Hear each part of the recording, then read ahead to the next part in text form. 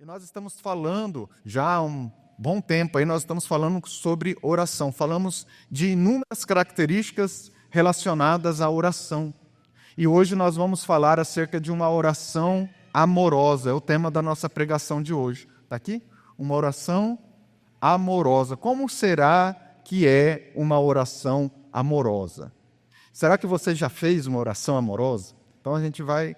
Espero que no final da minha exposição aqui, você esteja capacitado a fazer uma oração amorosa. Por quê? Porque muitas vezes nós pensamos que apenas grandes líderes têm o poder de impactar o mundo. Nós olhamos para a Bíblia e nós vemos apóstolo Pedro, Paulo, Tiago, nós vemos João, nós vemos esses apóstolos aí fazendo orações e impactando através daquilo que eles fizeram, dos seus escritos, dos seus ensinamentos, eles impactaram e transformaram gerações, chegando até hoje aqui. E aí talvez você se pergunte também, ache que apenas grandes líderes, você olha para a história e você vê a história, por exemplo, de um grande líder chamado Martin Luther King, vocês já ouviram falar sobre ele? Vocês acham que apenas esses grandes líderes têm esse poder de impactar o mundo. Nós vemos Martin Luther King transformando toda uma nação, ao erguer a sua voz como uma voz intercessora na luta a favor da justiça e da igualdade. Mas e se eu disser para você, que não apenas esses grandes líderes, mas você também pode fazer algo que pode impactar o mundo? Que pode impactar não somente a sua vida, mas pode impactar também a vida da sua família, a vida da sua comunidade, do seu bairro, da igreja onde você congrega, da sua cidade, do nosso bairro, do nosso estado e até mesmo da nossa nação. E se eu disser para você que a oração é uma ferramenta poderosa, que está ao alcance das suas mãos e que ela pode ser uma ferramenta que pode mudar realidades. Aí talvez você se pergunta, mas será que eu sou apenas uma pessoa comum? A minha oração pode realmente mudar alguma coisa? Será que eu tenho realmente esse poder de, através da oração, mudar algo? Transformar, impactar uma nação, impactar um país, uma cidade? Será que eu consigo pelo menos impactar a minha família? É que muitas vezes nós reduzimos a oração a apenas um momento de reivindicações e de murmuração. E a oração, ela é muito mais do que isso. A oração não é só aquele momento onde você vai reivindicar para Deus aquilo que você precisa.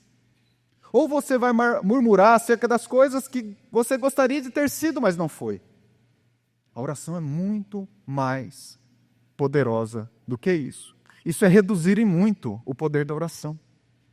Transformar ela apenas em um momento de reivindicações e de murmuração. Mas se você acha que apenas grandes líderes e você, sendo uma pessoa comum, não é capaz de mudar alguma coisa, eu quero te lembrar que Paulo também era uma pessoa comum. Pedro era apenas um pescador. Talvez você hoje aqui tenha muito mais relevância socialmente do que Pedro tinha na época que Pedro foi chamado a ser apóstolo. Talvez vocês não saibam, mas Martin Luther King era apenas um pastor comum batista. Ele tinha uma pequena congregação numa pequena cidade do Alabama. Ele era filho e neto de pastores batistas. Ele fez teologia, assumiu uma pequena congregação e era isso. Ele era pastor de uma pequena congregação no estado do Alabama. Mas Paulo e Martin Luther King fizeram algo em comum. Eles fizeram algo em comum. Eles ousaram fazer uma oração amorosa. Eles ousaram não fazer uma oração apenas voltado para suas próprias necessidades. Mas eles ousaram fazer uma oração intercessória para que as pessoas pudessem conhecer a dimensão do amor de Cristo. Eles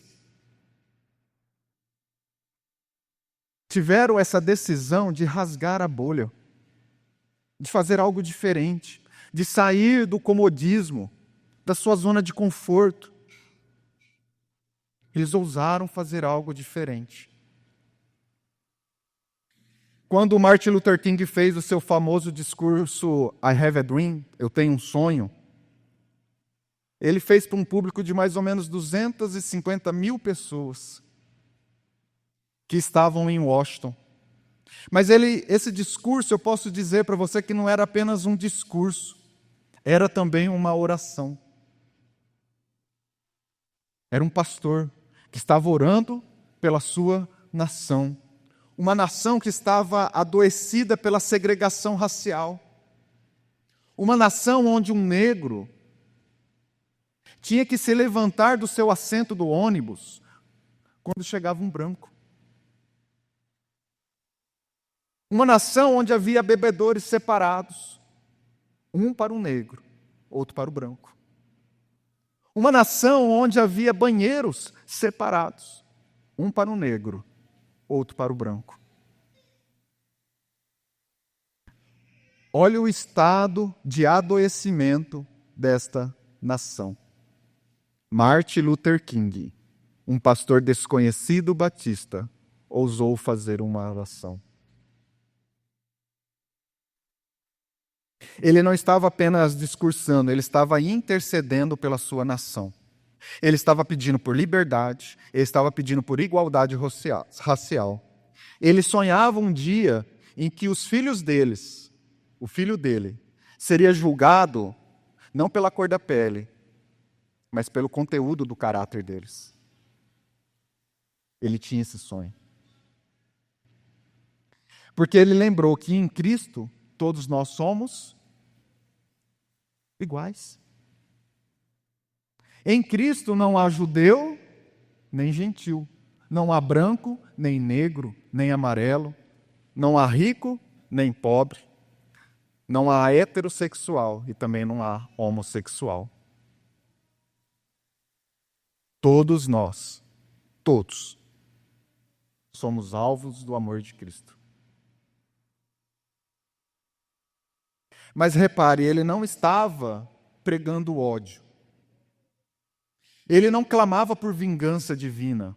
Ele não pedia para que os seus inimigos fossem mortos. Ele fazia uma oração amorosa. Ele pedia que houvesse união. Ele pedia que houvesse união. Para que um dia, ele também sonhava com isso, que os filhos dos escravos pudessem sentar na mesma mesa dos filhos dos senhores de escravos. O objetivo de uma oração amorosa não é a vingança. O objetivo de uma oração amorosa não é a punição. O objetivo de uma oração amorosa é a redenção. A redenção. É levar luz aos cegos. É libertar os cativos. Os verdadeiros escravos não são aqueles que estão algemados por causa da cor da sua pele, mas aqueles que estão cativos pelo pecado. Esses são os verdadeiros escravos que precisam ser libertados pela palavra de Cristo. E King sabia que essa liberdade ela só poderia ser alcançada se a sua nação conhecesse a dimensão do amor de Cristo. Ele sabia que isso era algo poderoso. Ele sabia que a dimensão, as pessoas terem a consciência, o entendimento da dimensão do amor de Cristo, poderia mudar a sua nação. Essa dimensão, esse entendimento também pode mudar a sua vida, a vida da sua família, a vida dos seus filhos, seu trabalho, o bairro, a cidade, essa cidade toda. É por isso que ele disse assim, eu gostaria de citar um trecho do seu discurso / oração, onde ele diz assim: eu tenho um sonho, que um dia todo o vale será exaltado e todas as colinas e montanhas virão abaixo. Os lugares ásperos serão aplainados e os lugares tortuosos serão endireitados.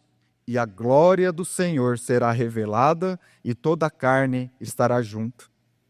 Ele pedia que a glória do Senhor fosse revelada para a nação dele, para que a nação dele, o povo americano, conhecesse e entendesse a dimensão do amor de Cristo. Ele lembrou aquilo que Jesus disse. Eu falei para vocês no sermão passado sobre uma oração próspera, vocês lembram? Alguns irmãos até da teologia da prosperidade distorcem um pouco a concepção desse texto. E utilizam esse texto para dizer que Jesus tem que dar todas as coisas que você acha que você tem que ter. Esse texto está lá em Marcos 11, 23 e 24. Marcos 11, do 23 ao 24, eu gostaria de ler com vocês. O texto diz assim: eu lhes asseguro que se alguém disser a este monte, levante-se e atire-se no mar, e não duvidar em seu coração, mas crer que acontecerá, o que diz, assim será feito. Portanto, eu lhes digo, tudo o que vocês pedirem em oração, creiam que já o receberam, e assim lhes sucederá. O pastor King teve essa fé. Teve essa fé. Ele orou para que o monte da segregação racial fosse excluído da sua nação. E assim foi. Ele não duvidou. O monte se ergueu e se atirou ao mar. A palavra de Jesus se cumpriu. Qual é o monte que tem na sua casa?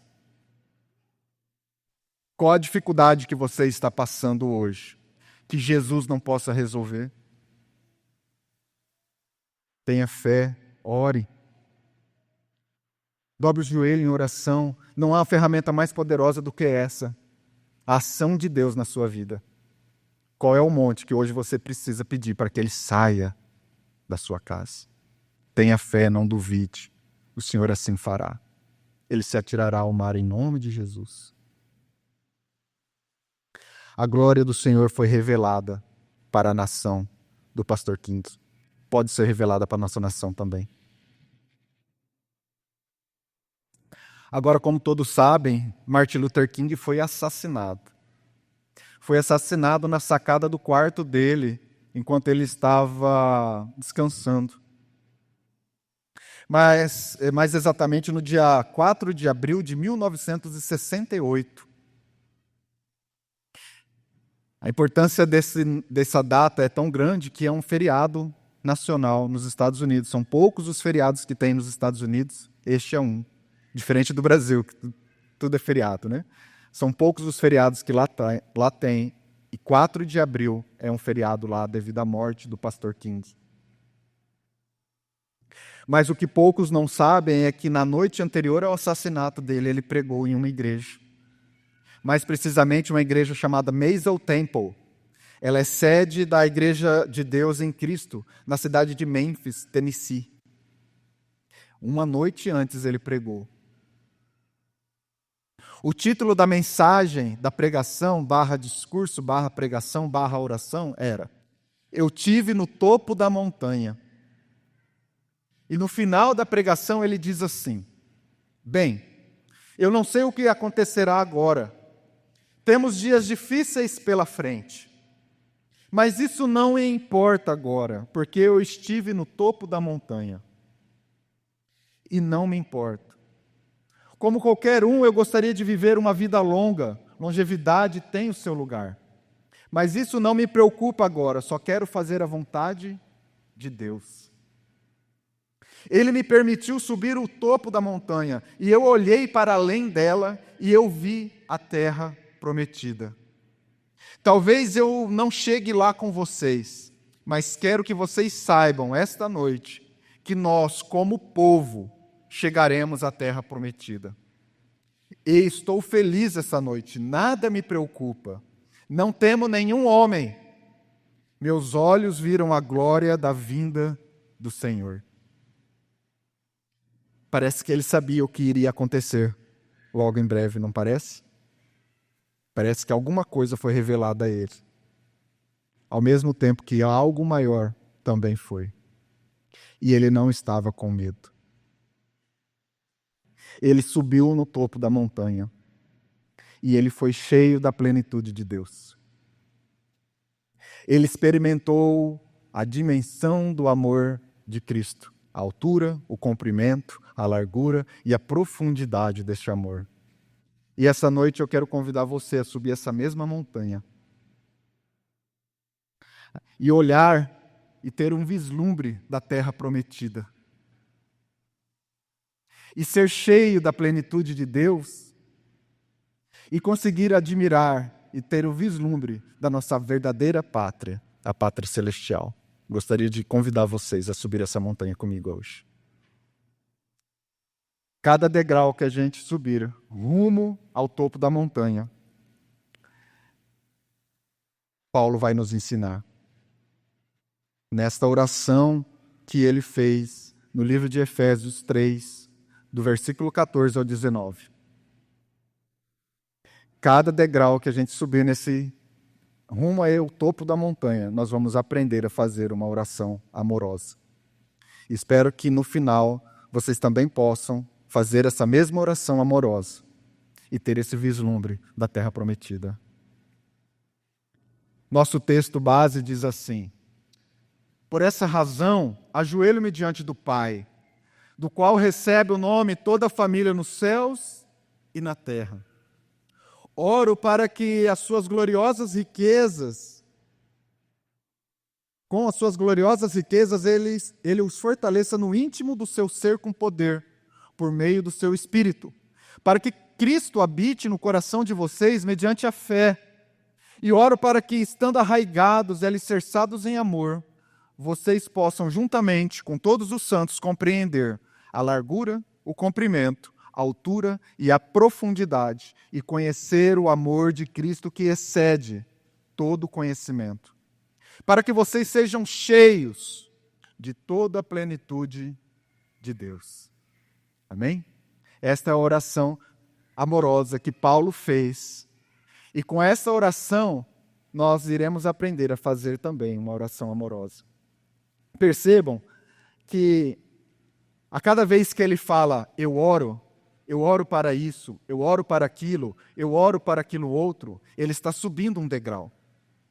Ele está indo em direção ao topo da montanha. E qual é o topo da montanha?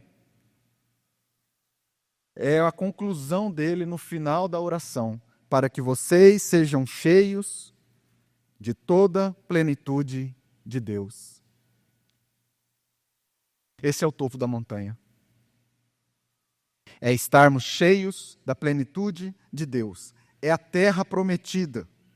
É o lugar onde nós estamos plenamente com Deus e Deus está plenamente em nós. A terra prometida é o próprio Deus. É o lugar onde Deus está e nós estamos em Deus. Veja, isso não é uma promessa futura. Paulo não está dizendo, olha, lá na frente vocês estarão plenos. Lá distante, vocês estarão cheios da plenitude de Deus. Não, ele diz assim, para que vocês estejam cheios hoje. Ele está falando uma promessa daquilo que você pode ter hoje na sua casa. A sua casa pode estar plena da presença de Deus. O seu casamento pode estar pleno da presença de Deus. Seu bairro, a nossa igreja, a nossa cidade pode ser plena do conhecimento de Deus. Esta é a montanha que o pastor Martin Luther King subiu, é a montanha que Paulo subiu, e é a montanha que eu gostaria de convidar você também a subir hoje. Mas para chegar no topo dessa montanha, nós precisamos primeiro o quê? Escalar. Passo a passo, degrau a degrau, etapa por etapa. Estou me lembrando aqui do dia que eu subi o Monte Sinai. Quantas escadas mesmo? Você lembra, amor? Quantas? 700, né? 700 escadas, 700 degraus, quer dizer, desculpa, a escada tinha. Nós tivemos que fazer uma parte de camelo, e aí, depois, dali para frente, subir 700 degraus a pé, para chegar lá no monte e a gente ter o vislumbre do monte. E vale a pena? Vale a pena. Quando chegou lá, nós não lembramos, mas do esforço que nós acabamos de fazer. Estava sem fôlego? Sim, estava sem fôlego. Mas valeu a pena. E é isso que eu gostaria que vocês entendessem também. Às vezes a caminhada, subir os degraus, é difícil. Né, Ângela? A Ângela que fica subindo aquela escadinha lá da academia, né? Focada lá no exercício, né? É uma escada que não te leva a lugar nenhum, né? Você sobe, sobe, sobe, sobe, sobe, sobe e ela não para de ter degrau, né? Essa daqui não, essa daqui vai te levar para algum lugar, tá, Ângela? Mas a gente tem um esforço, há um esforço, é cansativo você subir degrau. É cansativo você escalar algo. É necessário que você se esforce, é necessário que você tenha força de vontade e fala, não, eu vou subir mais um degrau. Não, eu vou subir mais um degrau. Por quê? Senão você pode chegar na metade e não contemplar a paisagem do topo da montanha. É necessário que você se esforce. E eu gostaria que você se esforçasse. Veja, o primeiro degrau que Paulo pede para que nós possamos subir é quando ele diz lá no verso 16, Juliana, ele diz assim, ó, oro para que com as suas gloriosas riquezas ele os fortaleça no íntimo do seu ser com poder. Você tem como mudar aí para a versão ARA? ARA?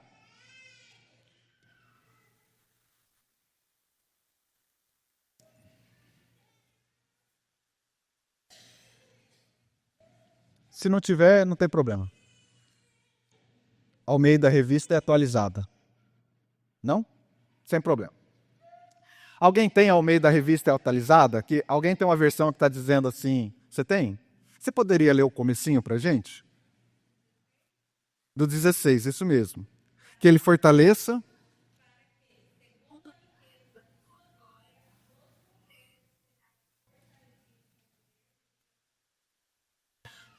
Homem interior.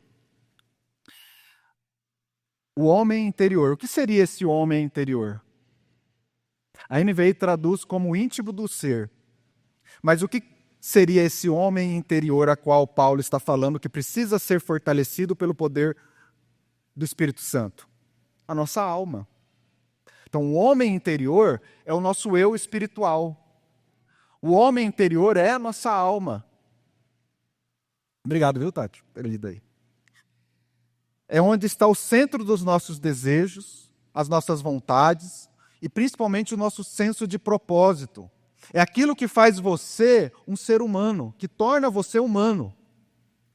Alma. Esse homem interior, ele precisa ser fortalecido, fortalecido com poder, mas não é para que você tenha tanto poder para que você toque numa pessoa e a pessoa caia. Não é isso. Nem está falando assim que você precisa ser fortalecido no poder para que você faça grandes milagres. Para que você saia rodopiando, para que você suba a parede, não é isso.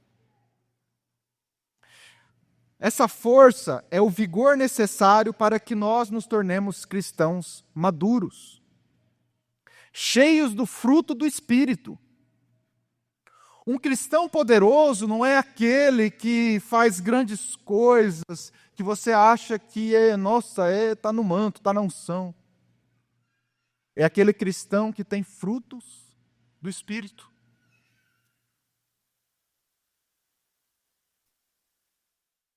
É o fortalecimento suficiente para que nós possamos abrir mão da nossa própria vontade e fazer a vontade de Deus. Você pode falar em línguas, você pode dar glória a Deus, aleluia, fazer revelação, de adivinhar CPF, você pode fazer o que você quiser. Mas se você continua fazendo a tua vontade e não a vontade de Deus, a sua alma está fraca.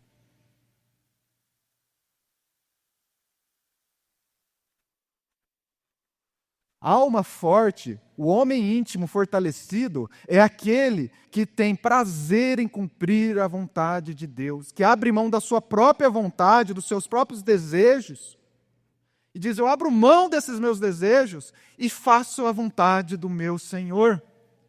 Vocês viram na oração de Martin Luther King ele falando isso? Estou pronto para fazer a vontade de Deus. Paulo também diz isso. Você diz: você está pronto para isso? Você está pronto para abrir mão das suas vontades, do seu senso de propósito, dos seus desejos carnais, daquilo que você almeja para fazer a vontade de Deus?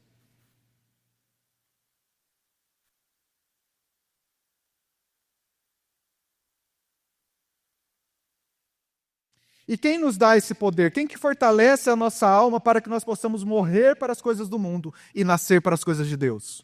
O Espírito Santo. O Espírito Santo faz isso. Mas fala para mim, pastor, como é que ele faz isso? É uma unção de Deus? É assim, é algo que acontece assim, que vem um raio laser na minha mente lá e agora eu sou um super crente? É assim que acontece? Como é que funciona isso? Funciona mais ou menos assim, ó. Enquanto você se alimenta da palavra,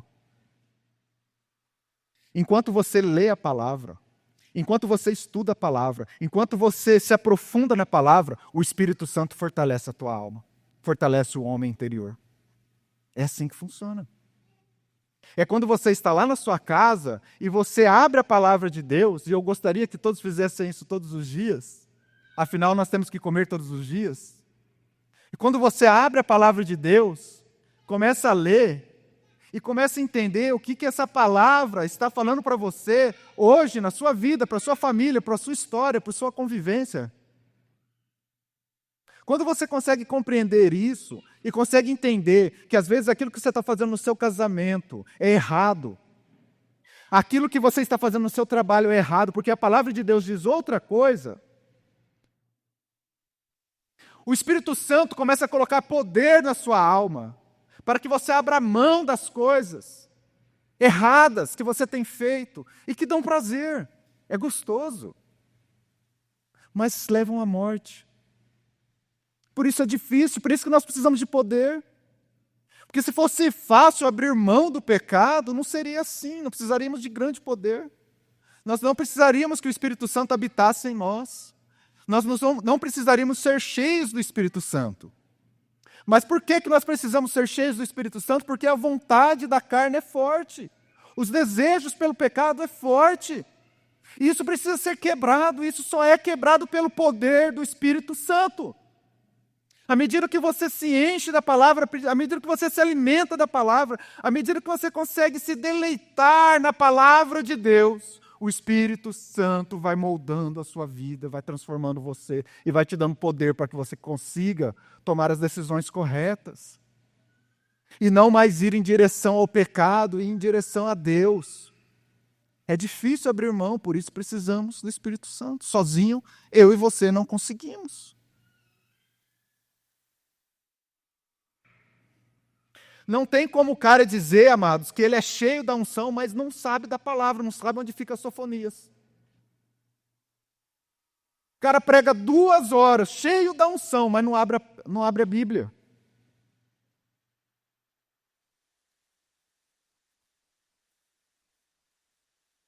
O Espírito Santo trabalha com o quê? Com a palavra. É com a palavra de Deus. É na medida que você se debruça sobre a palavra. É na medida que você entende que a palavra é algo poderoso que pode transformar a sua vida e você se deleita, tem prazer com isso. Que você entende que você vir para a igreja não é uma obrigação. Não é uma obrigação. Tem muita gente que durante a semana me vê, quer justificar porque que não vem na igreja. Como se eu fosse o patrão. E precisasse de uma justificativa, por que você faltou no domingo no trabalho? Isso daí se tornou o quê, amados? Obrigação, não é assim. Nós precisamos entender e se deleitar na palavra, ter prazer, falar assim, eu vou para a casa do Senhor, porque eu tenho prazer de congregar com os meus irmãos, porque lá eu sou alimentado pela palavra. Eu tenho que ter prazer em receber essa palavra, não é uma obrigação. Se você vem por outros motivos, eu digo para você, está fazendo mal para você, não venha. Venha pelo motivo correto. Venha porque você se deleita, você tem prazer na palavra de Deus, que você gosta de ser alimentado com boa comida. E crente gosta, né? Fala a verdade. Oh, como gosta. Amém? Tem uns meninos aí que estão bem alimentados, né? Oh, aleluia! Mas você sabe o que significa ser cheio do Espírito Santo? Às vezes a gente tem uma noção de que ser cheio do Espírito Santo é ir carcando mais e mais e mais e mais, até a gente, né? A gente acha que, eu já tenho o Espírito Santo, eu quero mais do Espírito Santo. Às vezes a gente acha que é o Espírito Santo adentrar em nós. Se eu encho esse copo com água, coloco água aqui, eu tenho condições de colocar mais água do que ele cabe? Adianta eu carcar a água aqui para ver se cabe mais água? Não é assim. A ilustração é um pouco diferente. Imagina você adentrando ao mar. À medida que você adentra ao mar, você vai se tornando cheio do mar e o mar se tornando cheio de você. Aí você está lá pela cintura. Então você está meio cheio. Por quê? Porque você ainda tem controle, as suas perninhas ainda estão tocando a areia do mar. Apesar do mar, as ondas levam você para lá e para cá, você consegue ainda ficar ali, você consegue ir na direção que você quer. Mas à medida que você vai entrando, à medida que você vai se aprofundando, não façam isso, tá? Não, é só uma ilustração, tá bom? Mas à medida que você vai se aprofundando e indo em direção ao fundo do mar, vai chegar um momento em que você vai ficar todo tomado pelo mar. E quem vai te dirigir não é mais os seus pés, mas é o mar. Nesse momento você está cheio do mar. Estar cheio do Espírito Santo é você entender que o Espírito Santo deve estar em todas as áreas da sua vida. No seu bolso, que é o último normalmente que a gente converte, na sua mente, no seu coração, na sua sexualidade, nos seus desejos, nos seus centros de propósito. Eu estou cheio do Espírito porque o Espírito está em todas as áreas da minha vida e eu sou controlado pelo Espírito. As minhas perninhas já não tocam mais o fundo do mar, agora é o mar que dirige para onde eu vou. Amém? Entendeu? Então é assim, estar cheio do Espírito Santo é isso. Então não tem como eu ser cheio do Espírito Santo, mas sou eu quem conduz o meu casamento. É a palavra de Deus que deve dizer como seu casamento tem que ser, não é mais você.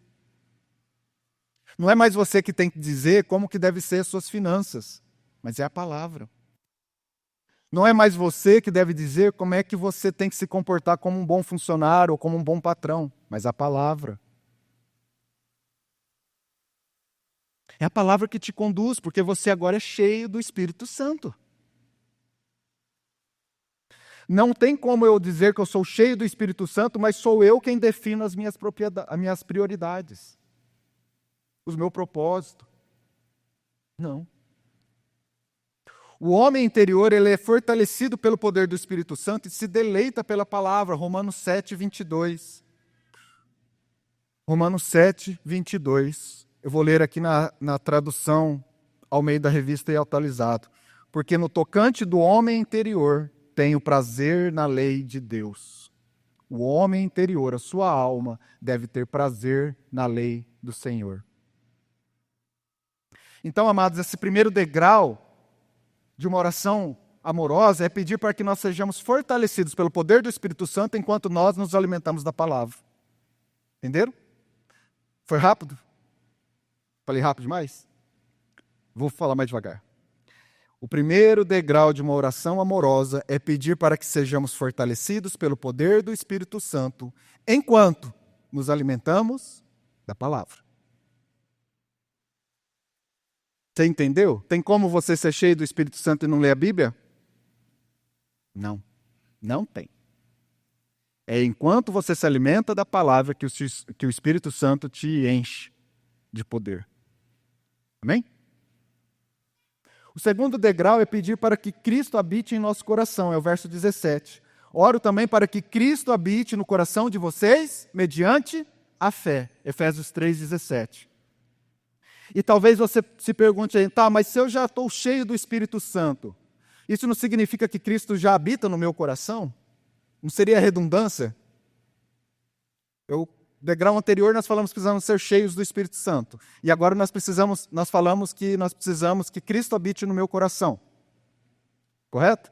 Aí você pode dizer assim, mas não é uma redundância? Cristo habitar no meu coração não significa que eu estou cheio? Sim, é um degrau. Você está subindo. Mas o que Paulo está dizendo aqui é em relação aos frutos. Em relação àquilo que você produz de frutos. Paulo está falando aqui que é um alinhamento de propósito. É o seu coração estar alinhado ao propósito de Cristo.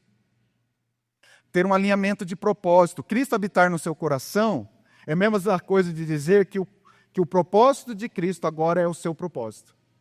Que o coração de Cristo está alinhado com o meu coração. Isso não quer dizer que, fala assim, agora, se Cristo habita no meu coração, então quer dizer que Cristo tem que fazer as vontades do meu coração? Não, o contrário. Quem é o Senhor?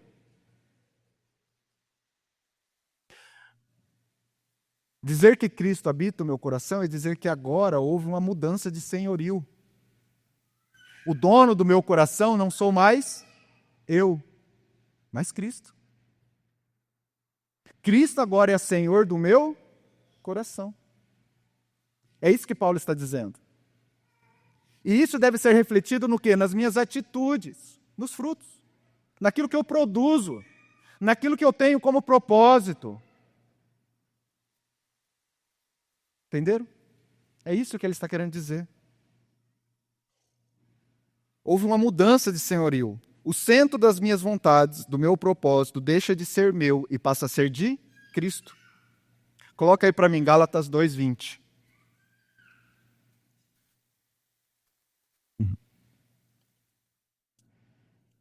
Fui crucificado com Cristo, assim já não sou eu quem vive, mas Cristo vive em mim. A vida que agora vivo no corpo, vivo pela fé no Filho de Deus, que me amou e se entregou por mim. Então essa mudança de senhorio, o dono da casa não é mais você, é Cristo. O dono do teu coração não é mais você, é Cristo. Houve uma mudança de senhorio. Os meus propósitos não são agora os mais meus, são os propósitos de Cristo, a vontade de Cristo. E eu já expliquei para vocês, já em outras situações, em outras pregações, eu já falei sobre a questão da fé. Fé não é o quanto eu acredito, é o quanto eu confio. Se eu digo que eu tenho fé em você, eu confio em você. Se eu vou lá no cartório e registro o documento lá no cartório, esse documento passa a ter fé pública. Ou seja, o cartório está falando que esse documento é verdadeiro, não é falso.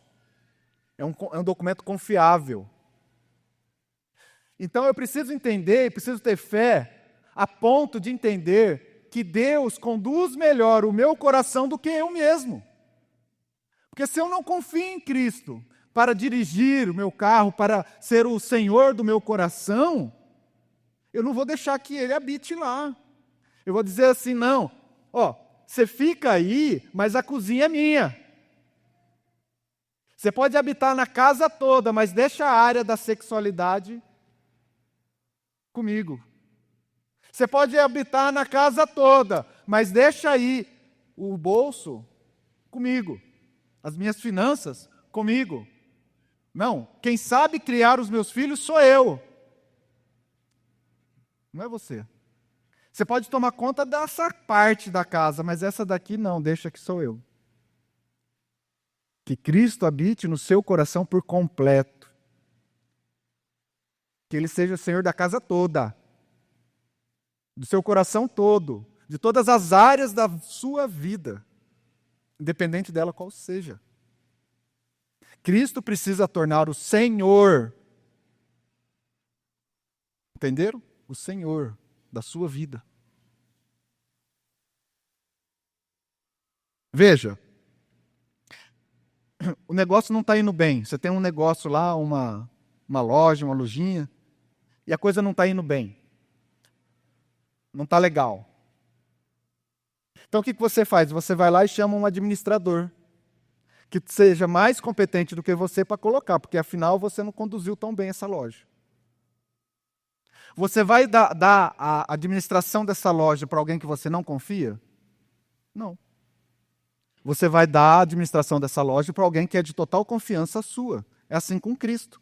Nós vamos dar o domínio do nosso coração para quem? Para Cristo. Porque Ele conduz melhor as minhas vontades, os meus desejos, do que eu, porque os meus desejos, o meu coração, ele é enganoso. Volta e meia eu estou fazendo coisa para me prejudicar. Eu faço coisas que vão me levar à morte, que vai acabar com o meu casamento, que vai acabar com a minha relação com os meus filhos, que vai acabar com as minhas finanças, que vai deixar eu com o nome sujo na praça. Então eu preciso de alguém que possa verdadeiramente tocar melhor esse meu empreendimento chamado coração do que eu mesmo. Eu preciso que Cristo realmente seja o Senhor da minha vida. E Ele habite em meu coração. E seja Senhor dessa casa. E tem muita gente aí que não entende o que significa isso. Eu preciso entender que o propósito de Cristo agora é o meu propósito. O propósito de Cristo passa a ser o meu propósito. E tem muita gente correndo atrás dessa teologia coaching para achar o seu propósito. Como se Deus tivesse um propósito secreto, único, individual para cada crente. E aí, de alguma forma, aquela igreja vai desenvolver você pessoalmente, aquele pastor, aquele e-book, aquela apostila, aquele mega curso. Você tem que fazer isso. Você tem que fazer esse encontro, você tem que ter esse e-book, você precisa passar por essa palestra, sei lá o que estão inventando aí, para que você consiga encontrar o seu propósito. E aí parece que quando você encontrar o seu propósito, as coisas vão ser melhores na sua vida. E você fica correndo nessa roda. Já viu aquela rodinha de hamster? Você fica correndo nisso. Enquanto você está correndo, mal sabe o hamster que ele está correndo ali à toa. Enquanto você está correndo nessa roda, a igreja está crescendo financeiramente. E você acaba que entende que depois de um tempo, esse propósito que te venderam é uma furada. Aí fica bravo com quem? Com Deus. Mas leu a Bíblia? Não. Se alimentou da palavra? Não. Depois do culto foi lá e viu se aquilo que o pastor está dizendo realmente está escrito na palavra? Não. Meu povo padece por falta de conhecimento. Tem muita gente padecendo. Muita gente padecendo, deixando ser enganada. Mas nós precisamos entender, então, agora, que o meu propósito, o propósito de todo crente, amado, você quer saber qual que é o propósito da sua vida? Quer saber? O propósito da sua vida é o mesmo propósito de Cristo. Simples assim. Qual é o propósito da minha vida? É o mesmo propósito de Cristo. Ué, Cristo não é a cabeça? Você não faz parte de um corpo? Onde Cristo é a cabeça, o propósito da cabeça é o propósito do resto do corpo. O propósito de Cristo é o meu propósito. E qual que é o propósito de Cristo?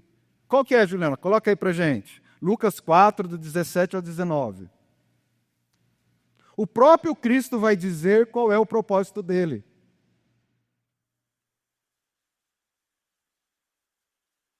Foi-lhe entregue o livro do profeta Isaías. Abriu e encontrou o lugar onde estava escrito. 2 pontos. Esse é o propósito de Cristo.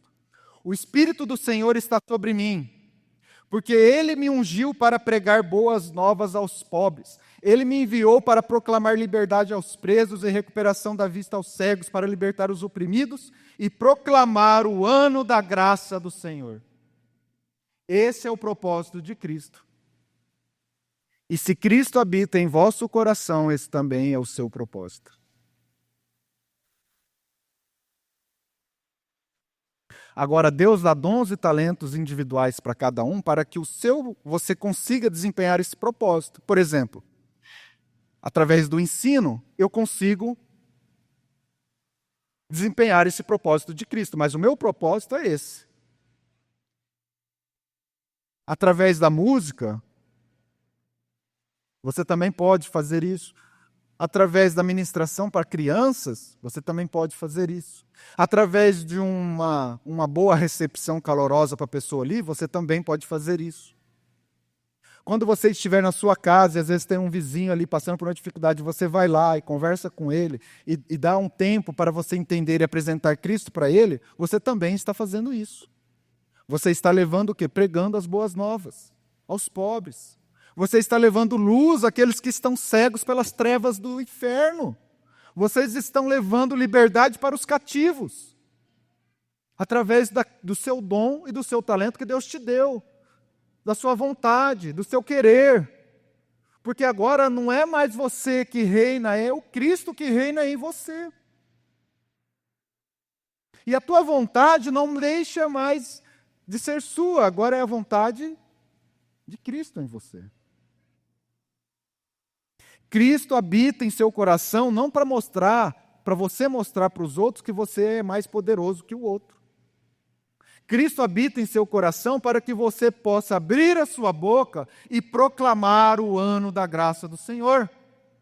Para essa cidade, para essa nação, para a tua casa, para a tua esposa, para os teus filhos. E o último degrau é a gente compreender a dimensão do amor de Deus.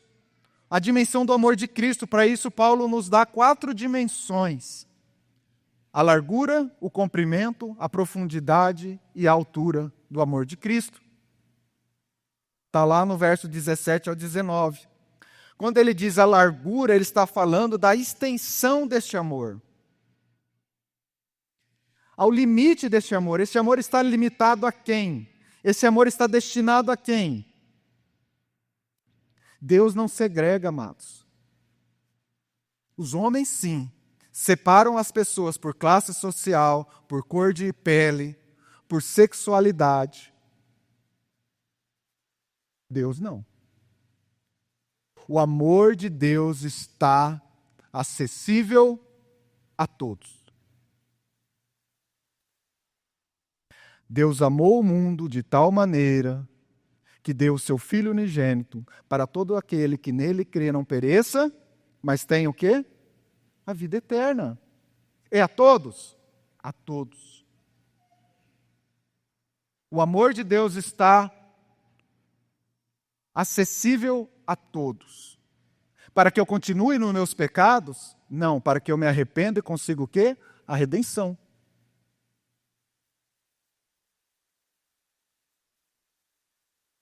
Qual é a diferença? Minha, heterossexual, para uma pessoa homossexual. Os dois precisam ser alcançados por este amor e precisam ser redimidos.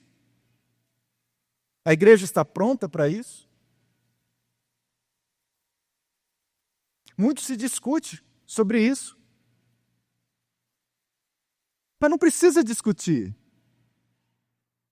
O amor de Deus está para todos. E todos precisam ser alcançados por esse amor, não para que a pessoa continue na sua prática de pecado, mas para que ela consiga ser fortalecida no seu homem interior pelo alimento da palavra de Deus e conseguir, de maneira plena, ser cheia do Espírito Santo.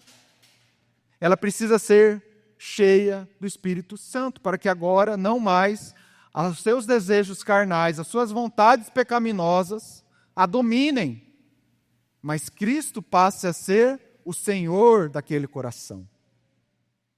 Do hétero e do homo, do rico e do pobre, daquele que se diz santo e do malandro. De todos. Todos precisam deste amor.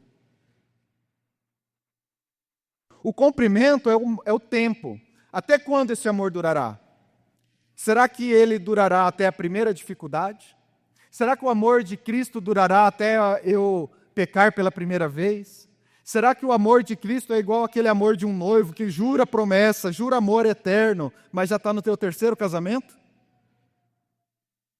Não, amados. O amor de Cristo é eterno.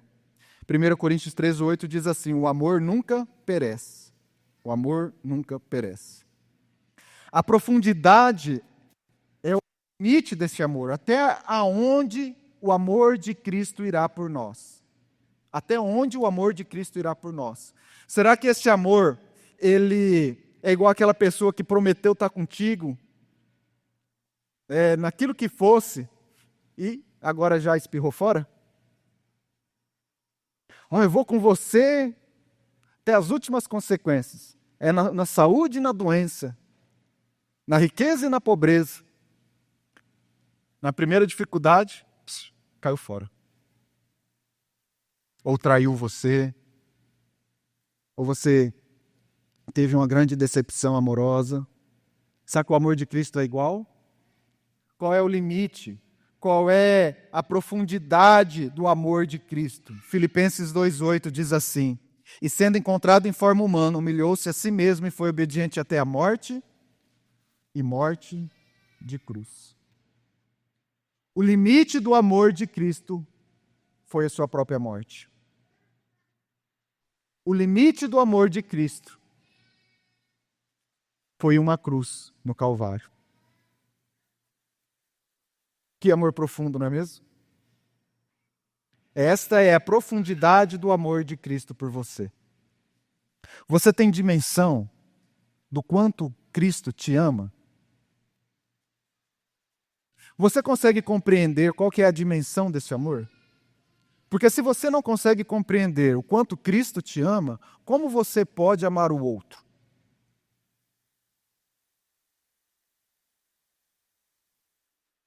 Todos nós precisamos entender qual é o limite. Qual que é a profundidade, a altura, o comprimento, a largura deste amor. Porque quando nós nos sentimos amados, nós estamos prontos para amar. Ele nos amou primeiro. Mesmo nós sendo pecadores, Ele nos amou. E sendo amados, agora nós podemos amar. A altura deste amor é para onde esse amor nos levará. O amor de Cristo nos levará para o céu. O amor de Cristo nos levará para a vida eterna, para o encontro com o Pai. Diz assim em 1 João 3:1-2: vejam como é grande o amor do Pai, o amor que o Pai nos concedeu, sermos chamados filhos de Deus. Este é a altura do amor de Deus, de Cristo, nos levar até Deus. Bom, concluindo, enquanto o Ministério de Louvor sobe. Está faltando aí. Eu espero que de alguma forma você tenha compreendido como fazer uma oração amorosa. Tenha compreendido, cada degrau que a gente subiu, você tenha compreendido. Então eu te convido a subir esse degrau e chegar ao topo da montanha. E poder ter essa visão da terra prometida, da nossa pátria celestial. O primeiro degrau...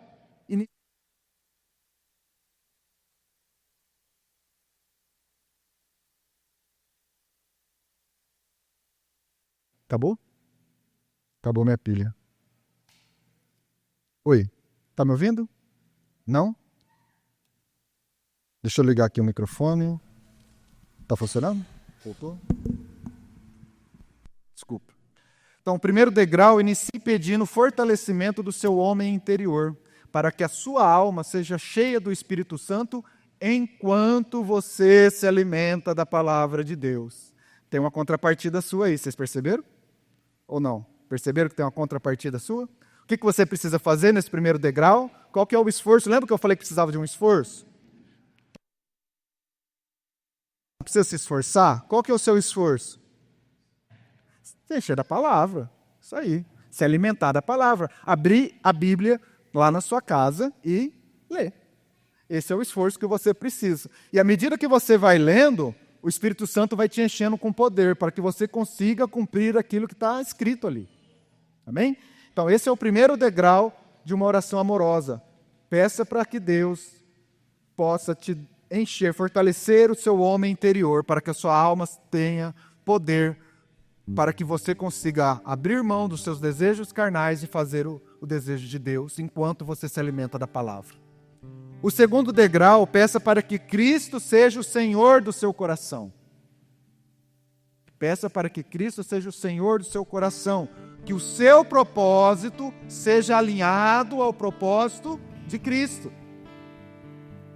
Que o seu coração seja alinhado ao coração de Cristo, que todas as áreas da sua vida sejam cheias de Cristo, que Cristo possa ser o Senhor da sua vida.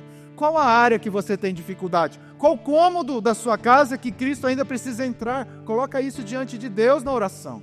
Fala, Senhor, entra aqui. Eu preciso que o Senhor entre na minha sexualidade. Eu preciso que o Senhor entre aqui na minha moral. Eu preciso que o Senhor entre aqui em determinada situação, porque eu sei que eu estou cometendo pecado ali. Eu quero passar a administração do meu coração para Ti, Senhor. Domine as minhas vontades. E o terceiro degrau, termine pedindo que você conheça a dimensão do amor de Cristo. Que você possa conhecer e ter entendimento da largura, do comprimento, da altura e da profundidade deste amor.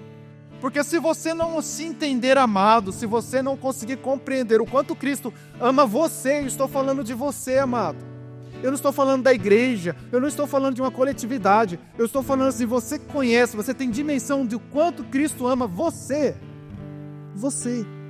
Cristo morreu por você. Por você. Por você. Cristo.